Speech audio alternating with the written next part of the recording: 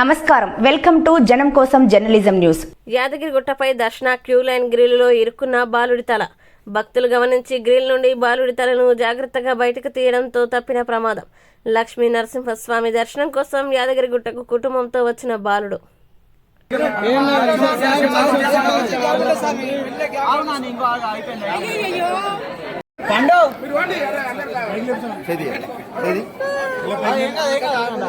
బాబుకు